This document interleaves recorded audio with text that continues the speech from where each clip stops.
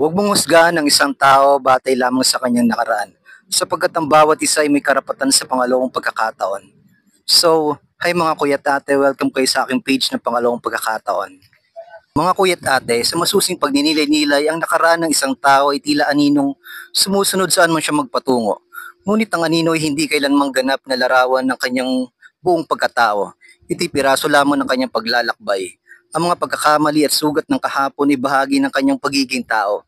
Subalit hindi ito dapat maging tanikala at hadlang sa kanyang pagunlad at pagbabago.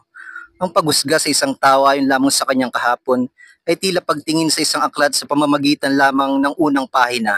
Hindi natin nababasa ang mga susunod na kabanata. Ang mga kabanata ng puno ng aral, pagbabago at pagbangon. Ang tao ay kakayang magbago tulad ng isang binhi na kahit na nabaon na sa matigas na lupa ay may pag-asang sumibol kung bibigyan ng liwanag at tubig. Ang pangalawang pagkakataon ay